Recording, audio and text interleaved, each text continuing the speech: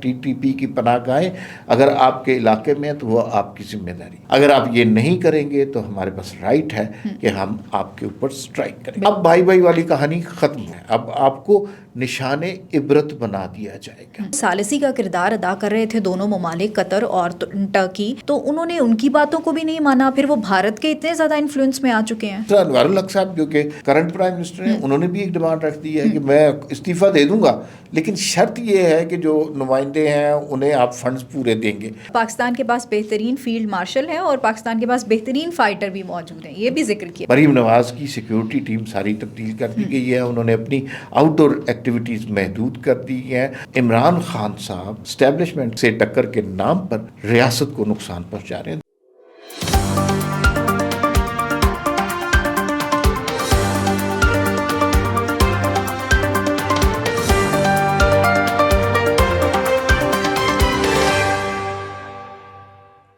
السلام علیکم، میں ہوں آپ کے ساتھ رمشا عارف اور آپ دیکھ رہے ہیں پروگرام وی ٹاک. ہمارے ساتھ میرے ساتھ موجود ہیں ناظرین. آج جن موضوعات پہ ہم بات کریں گے، ہم نے دیکھا کہ 4 دن سے پاکستان اور افغانستان کے درمیان جو ہیں وہ مذاکرات چل رہے تھے، لیکن عطا تارڑ صاحب نے ٹویٹ کیا اور اس ٹویٹ میں انہوں نے بتایا کہ جو مذاکرات ہیں وہ کامیاب نہیں ہوئے. آخر کیا وجہ بنی، کیوں جو ہے طالبان اتنے ریجڈ دکھائی دے رہے ہیں، اس پہ بات کریں گے. اور پھر ساتھ ہی ساتھ جو ہے وہ حافظ گل بہادر کے حوالے سے کچھ اطلاعات سامنے آ رہی ہیں، اس حوالے سے بات کریں گے. اور پھر مریم نواز صاحبہ کو کوئی تھریٹ کیا جا رہا ہے اور سیکیورٹی بھی ان کی بڑھا دی گئی ہے، وہ معاملہ کیا ہے. اور پھر اگر ہم پاکستان کے اندر دیکھیں تو پاکستان کی سیاست کس طرح سے چل رہی ہے. سہیل آفریدی صاحب جو ہیں انہوں نے کابینہ تشکیل دینی ہے، ابھی تک وہ کابینہ تشکیل نہیں دی جا پا رہی. آج وہ جو ہے وہ پشاور ہائی کورٹ میں خطاب کر رہے تھے، وہاں پہ بھی انہوں نے کچھ باتیں کی. اس تمام تر صورتحال پر بات کریں گے. ویلکم ٹو دا شو ہمارے صاحب. سب سے پہلے تو خواجہ آصف نے بھی ہم نے دیکھا کہ بڑا سخت بیان دیا اس حوالے سے، طالبان کے حوالے سے. انہوں نے کہا ہم غاروں میں ان کو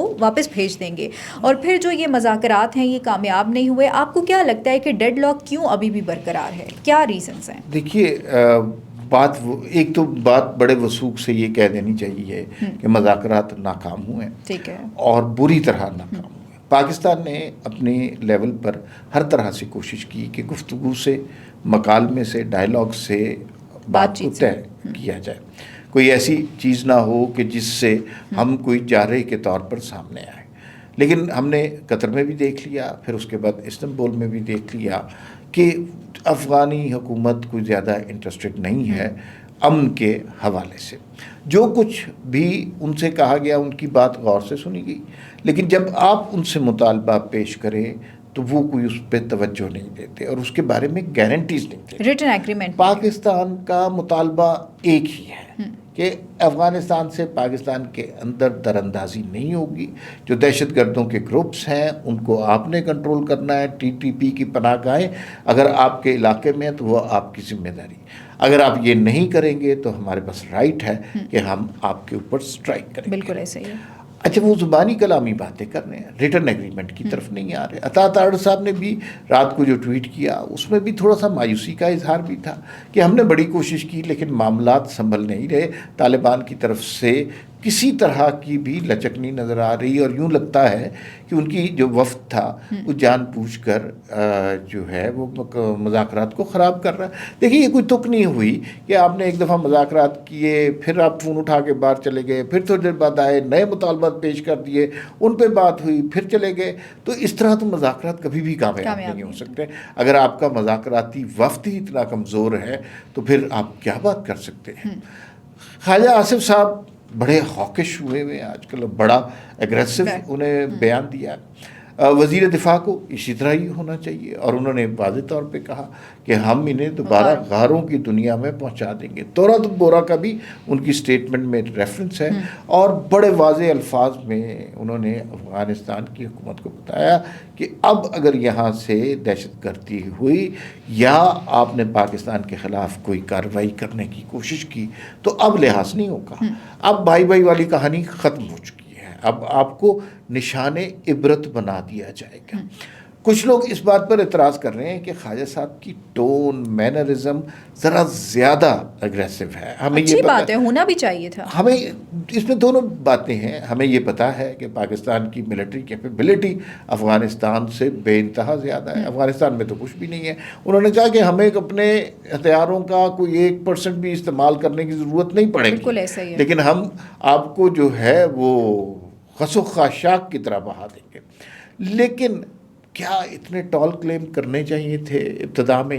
کیا اتنا اگریسو ہونا چاہیے تھا؟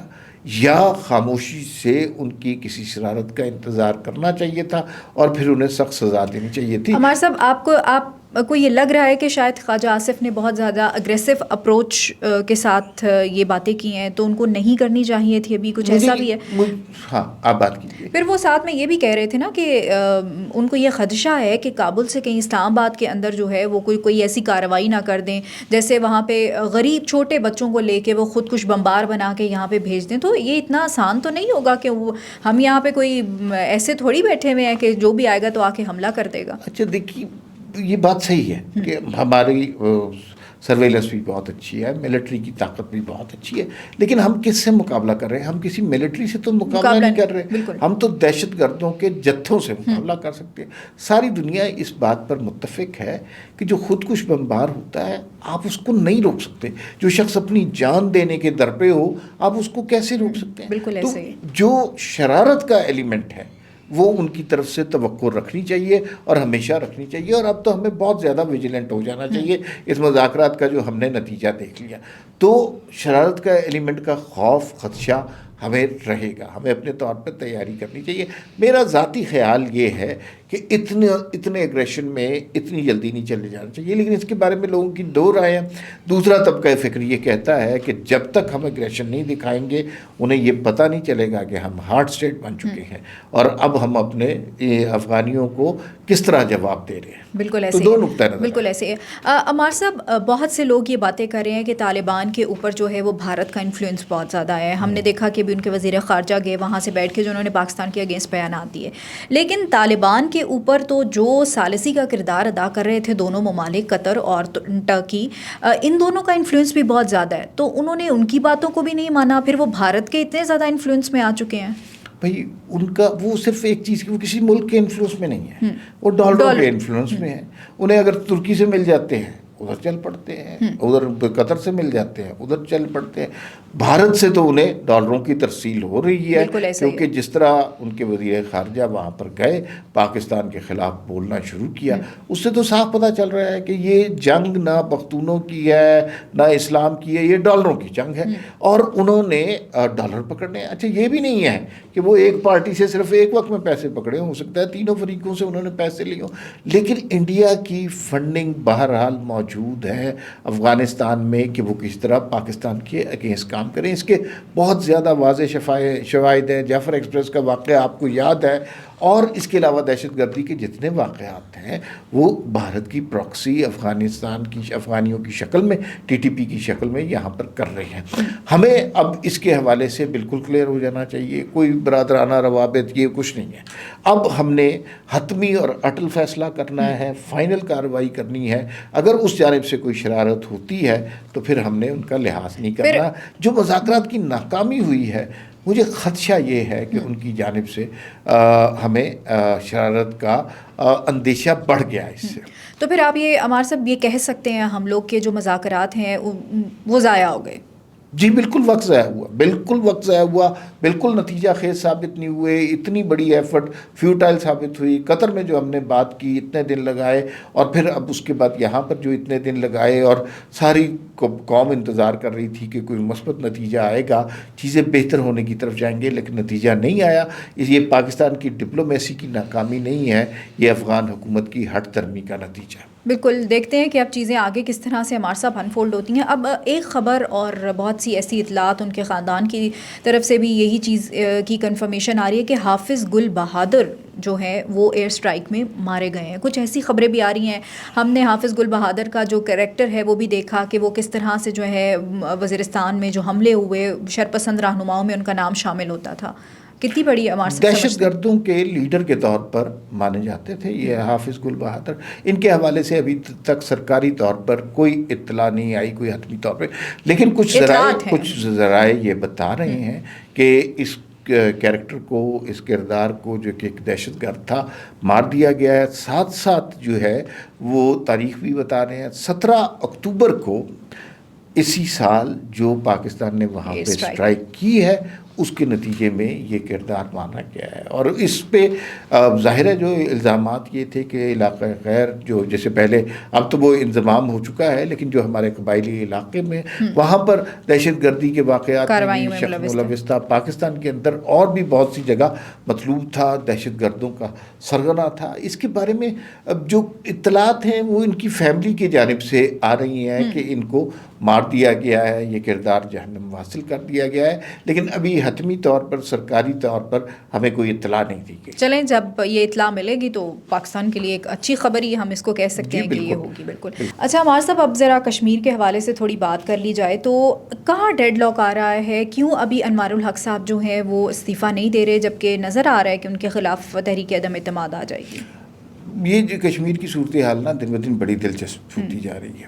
ابھی تک اپوزیشن جماعتوں کے اندر اختلافات بہت ہیں. اس کی وجہ سے انوار الحق صاحب استعفیٰ نہیں دے رہے. انوار الحق صاحب کو جس وقت واضح طور پر نظر آ جائے گا کہ یہ 36 لوگ ایک سائڈ پر آ گئے ہیں تو وہ یقیناً ہی اے سینسیبل پرسن وہ استعفیٰ دے دیں گے. مسئلہ یہ ہے کہ ابھی تک تو یہ صرف زبانی کلامی بات ہو رہی ہے. کل بھی کہا گیا کہ 2 بجے تک استعفیٰ دے دیں. ابھی آپ کے بندے پورے ہی نہیں ہیں تو 2 بجے تک کیسے استعفیٰ دے دیں.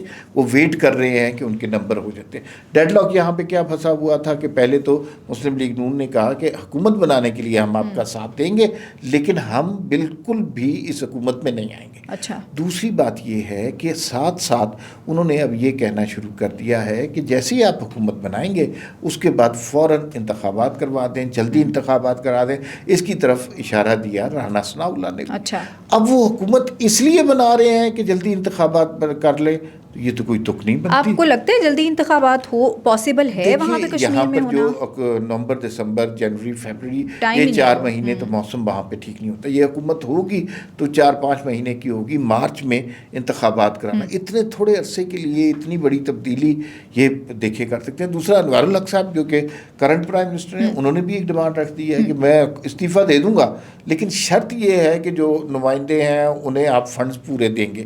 اچھا, جب آپ جا رہے ہوتے ہیں آپ اس طرح کے مطالبات نہیں رکھ سکتے, اور ایسے مطالبات کسی نے مانے نہیں. تو ابھی تک یہ میرے خیال میں ڈیڈ لاک ہے, ورنہ 36 لوگ جس وقت ہوئے اس کے بعد تو 10 منٹ کی کارروائی ہے ساری.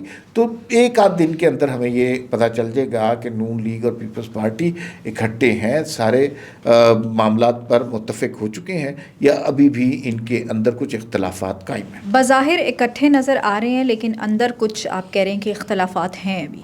جی, اس کی بڑی آبویس ریزن ہے نا, اگر نہ ہوتے تو ابھی تک وہ اپنے نمبر گیم میں اپنے نمبر شو کرتے اور معاملات ختم ہو چکے ہوتے. نئے پرائم منسٹر آ چکے. نئے پرائم منسٹر کے لیے چودھری یاسین صاحب کا نام سامنے آ رہا ہے اور سنا ہے. اچھا, اس میں یہ بات بھی ہے کہ سنا ہے کہ وزیر اعظم پاکستان کی واپسی کا بھی انتظار کیا جا رہا ہے کہ وہ آئیں گے تو ایک دفعہ انڈورسمنٹ ان سے بھی لی جائے. لیکن جس طرح کے کام شہباز شریف صاحب کرتے ہیں, اگر صرف انڈورسمنٹ کا ہی مسئلہ ہے تو وہ ٹیلی فون پہ لیا جا سکتا. 10,000 طریقے ہیں, لیکن ابھی تک 100% 36 لوگ ان کے ساتھ نہیں ہیں. ہوتے تو پھر معاملات تبدیل ہو چکے ہوتے. عمار صاحب, اب دوسری طرف اگر ہم دیکھیں تو مریم نواز صاحبہ نے بڑا ایک دبنگ کام کیا ایک جماعت کے اوپر, شرپسند جماعت ہی میں اس کو کہوں گی, ان کے اوپر پابندی لگائی. ہم نے دیکھا کہ ٹی ایل پی نے کیا کیا. اب اس جماعت کی جانب سے مریم نواز صاحبہ کو تھریٹس ملنا شروع ہو گئے ہیں, اور اتنے سنگین تھریٹس ہیں کہ اب انہیں اپنی سیکیورٹی جو ہے اس کو بھی بڑھانا پڑا. جو وہ باہر جا کے لوگوں سے ملاقاتیں کر رہی تھیں, فیلڈ ورک کر رہی تھیں, وہ سب ان کو روکنا پڑا. بڑی بدقسمتی کی صورتحال ہے کہ انٹرنیشنل لیول پر آپ دیکھ رہے ہیں کہ پاکستان کا امیج کتنا بلند ہو رہا ہے. ڈونلڈ ٹرمپ پاکستان کی تعریف کا اور انڈیا کو چڑھانے کا کوئی موقع نہیں جانے دیتے. ابھی پھر انہوں نے کہا کہ وہ 7 نئے جہاز پاکستان نے گرا دیے. پاکستانیوں کا خون بڑھ جاتا ہے یہ جملہ سن کے, اور بھارتیوں کا خون خشک ہو جاتا ہے. ابھی یہ بھی ذکر کیا کہ پاکستان کے پاس بہترین فیلڈ مارشل ہیں اور پاکستان کے پاس بہترین فائٹر بھی موجود ہیں, یہ بھی ذکر کیا. تو بس یہ اب انڈیا کے لیے تو یہ موت کا پیغام ہے. لیکن دیکھیے دنیا ہمیں کس نظر سے دیکھ رہی ہے. اب اس وقت شہباز شریف صاحب انویسٹمنٹ کانفرنس میں گئے ہیں، لیکن ہمارے انٹرنل پرابلم سالو نہیں ہو رہے. یہ جو انتہا پسند جماعتیں ہیں ان کو ختم کرنا پڑے گا. ایک زمانے میں ان کو بہت زیادہ ہلہ شیری دی گئی تھی. ہلہ شیری دینے کا مقصد یہ تھا کہ اس زمانے میں مسلم لیگ نون کے خلاف آپ نے ایک محاذ گرم کرنا تھا، اور وہ ہوا بھی. وہ ساری کہانی آپ کو یاد ہے. تو اس کے بعد اب یہ ایک بہت بڑی قوت، بہت بڑا پریشر گروپ بن گیا تھا. اب ان کو کنٹرول کرنا پنجاب حکومت کی ذمہ داری تھی. کسی میں ضرورت نہیں ہوتی تھی کہ ان کے اوپر ہاتھ ڈالیں، لیکن یہ اس سسٹم کو، اس ملک کو جانے کیا سمجھتے ہیں کہ ان کے لوگ دھڑلے سے گالیاں دے رہے ہیں، دھمکیاں دے رہے ہیں. دھمکیاں کس کو دے رہے ہیں؟ وزیر اعلیٰ پنجاب کو. ٹویٹر پہ موجود ہے مریم اورنگزیب صاحبہ کو، اور عظمہ بخاری نے تو ہمارے ایک انٹرویو میں کہا کہ ان کو ریپ اور قتل کی دھمکیاں دی گئی. یہ بڑی سنجیدہ باتیں، اور اس کے حوالے سے جو ٹویٹر ہینڈل اور سوشل میڈیا پہ اکاؤنٹ پکڑے بھی جا رہے ہیں. لیکن اس کا یہ مطلب نہیں، یہ تھریٹ ختم نہیں ہوا. مریم نواز کی سیکیورٹی ٹیم ساری تبدیل کر دی گئی ہے. انہوں نے اپنی آؤٹ ڈور ایکٹیویٹیز محدود کر دی ہیں، اور جو آئی جی صاحب کے سیکیورٹی آفیسر تھے ان کو اب مریم نواز کی سیکیورٹی پر تعینات کر دیا ہے. تو یہ تبدیلیاں ہوئی ہیں. ظاہر خوف ہے، لیکن پھر بھی ہمیں یہ تسلیم کرنا چاہیے کہ ان جماعتوں کے خلاف کوئی حکومت ایکشن نہیں لے سکی، کوئی حکومت کوئی فیصلہ نہیں کر سکی. مریم نواز کو کریڈٹ دینا چاہیے، انہوں نے یہ دلیری کا کارنامہ سر انجام دیا. بالکل، بڑا ایک انہوں نے ایسا کام کر دیا جو ماضی میں کسی نے بھی یہ چیز نہیں کی تھی، اور ایک عورت ہونے کے ناطے ہمارے ساتھ بڑی بہت ڈیئرنگ چیز ہے، نو ڈاؤٹ. اچھا، اب سہیل آفریدی صاحب جو ہیں کل آئے اڈیالہ، لیکن ملاقات نہیں ہوئی. پھر انہوں نے سپریم کورٹ کے باہر ان کا احتجاج بھی تھا، ادھر بھی 2-4 باتیں کی، وکلا کے حوالے سے بھی باتیں کی. ہم نے یہ چیز ڈسکس بھی کی کل.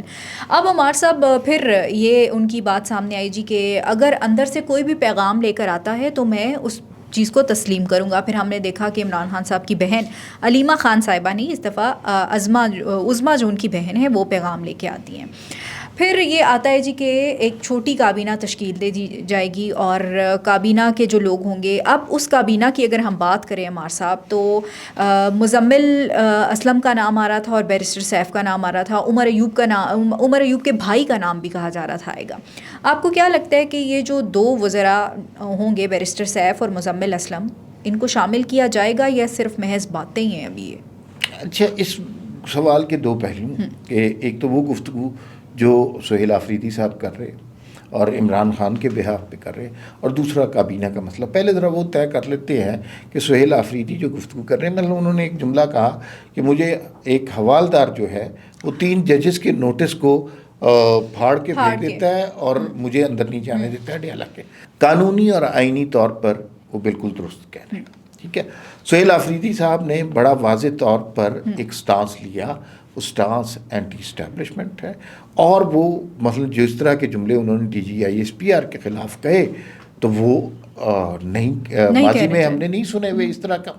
آپ قانون کے حوالے سے دیکھیں اور آئین کے حوالے سے دیکھیں تو وزیر اعلیٰ عوام کا منتخب نمائندہ ہوتا ہے اور بہت اس کی طاقت ہوتی ہے. سہیل آفریدی درست کہہ رہے ہیں. ٹھیک ہے، اس حساب سے دیکھیں تو عمران خان کا بھی اینٹی اسٹیبلشمنٹ سٹانس صحیح ہے. وہ فوج کے خلاف جو بات کرتے ہیں کہ فوج کا کوئی کردار نہیں ہونا چاہیے اسمبلی میں، بات بالکل درست ہے، تھریٹیکلی بات درست ہے. مسئلہ پتہ ہے کیا ہوتا ہے؟ کیا مسئلہ یہ ہے کہ عمران خان اسی اسٹیبلشمنٹ کے تعاون سے خود وزیر اعظم بنے تھے. انہی کی تعریفیں کرتے تھے، انہی کو اپنا باپ مانتے تھے، انہی کو کہتے تھے کہ یہ میرے فون ٹیپ کرتے ہیں تو یہ بڑی سعادت کی بات ہے. انہی کے ساتھ ہر میٹنگ کرتے تھے، انہی کی مدد سے یہ قومی اسمبلی کے اجلاسوں میں اپنے بل پاس کراتے تھے.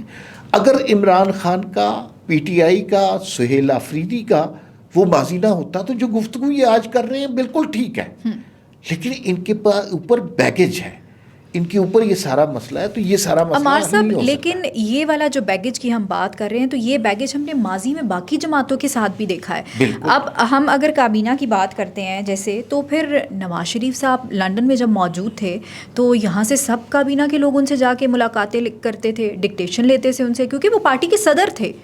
تو اگر سہیل آفریدی صاحب ابھی یہ آ رہا ہے کہ حکومت پھر ملنے دے، کیا مسئلہ کیا آ رہا ہے پھر؟ دیکھیے، جو باقی جماعتوں نے بھی ماضی میں یہ سارا سٹانس لیا، پھر انہیں عقل آ گئی.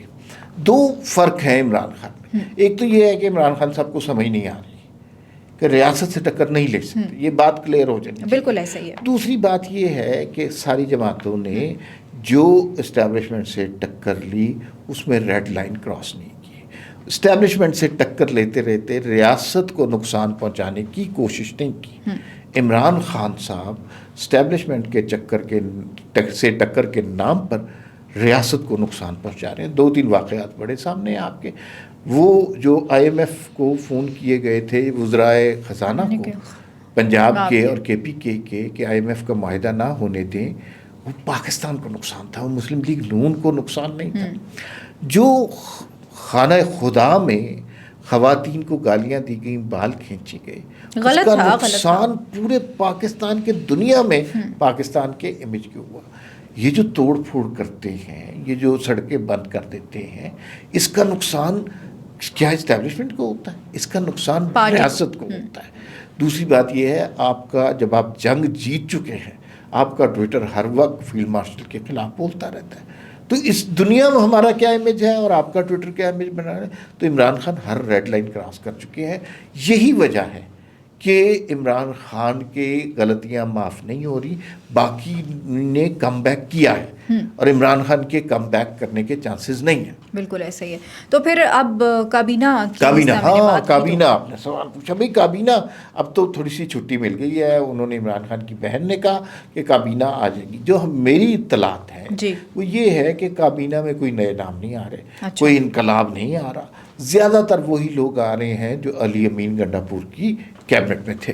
اس میں ایک انٹرسٹنگ بات یہ ہے کہ وہ لوگ اس لیے کیسے پتہ چلا کہ وہ لوگ آ رہے ہیں کہ انہوں نے اپنی گاڑیاں دفاتر نہیں چھوڑے.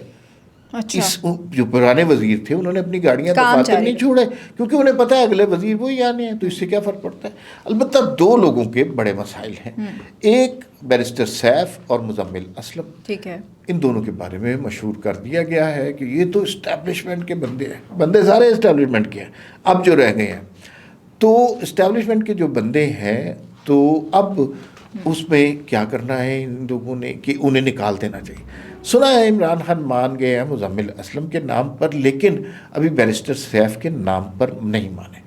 میرا اندازہ ہے، اطلاع نہیں ہے کہ جب کابینہ اناؤنس ہوگی تو کم از کم دوسری سٹیج پہ بیرسٹر سیف بھی اس میں شامل ہوں گے، مزمل اسلم بھی شامل ہوں گے، اور یہ انقلاب کے غبارے سے ہوا نکل جائے گی. چلیں دیکھتے ہیں کون کون سے نام شامل کیے جاتے ہیں. بہت شکریہ ہمارے ساتھ وقت دینے کے لیے. ناظرین، مجھے اور ہمارے سب کو اجازت دیجیے. اللہ نے کے بان پاکستان زندہ باد.